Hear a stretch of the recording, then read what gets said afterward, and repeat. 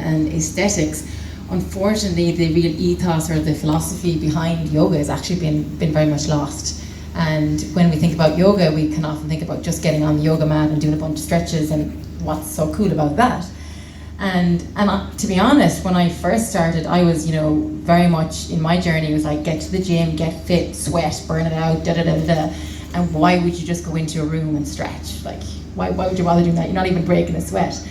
And it wasn't until I really started to practice it myself in my own life that at the end of one session, I'll never forget it, I was in tears, and I was like, what the hell is going on? Maybe there is something to this yoga.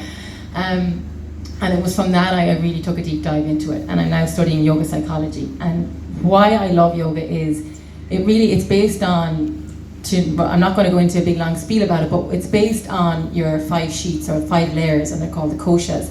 And it's basically, we have the outer layer of the human being, which is the physical body. And that's why you get on the mat, and that's why you stretch, so you're actually working on the physical. But we're only working on the physical so that we can start to take off the layers to get it to the inner world. So once you stretch on the mat, you're working on the physical body, but you're using the breath, which is the key to connecting your mind to your body and to your soul. So when you use the breath, you're getting into the energetic body. And then as you get through the energetic body, now you're getting into the mental and the emotional body. So you got to actually stop on the mat, you get to pause, you get to reflect. You actually get some time and space to hear all the noise that goes on in your own head.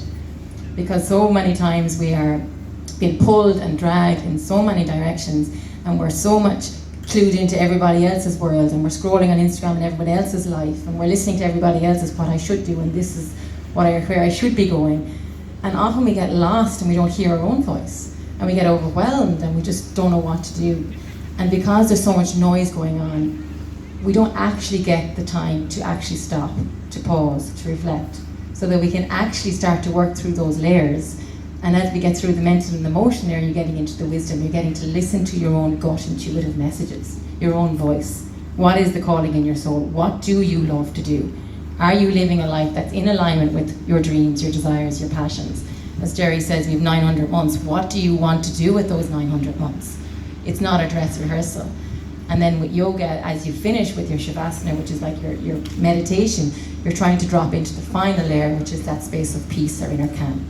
So you're really working through the layers, and that's what real yoga is about. It's not just stretching and sweating.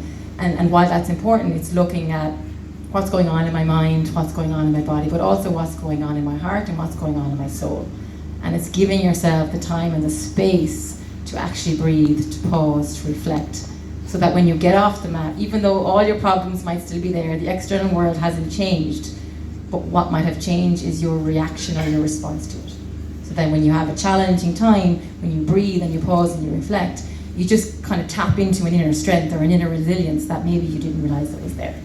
So I think that's why, a long-winded answer to yoga, but that's why I love it. Brilliant.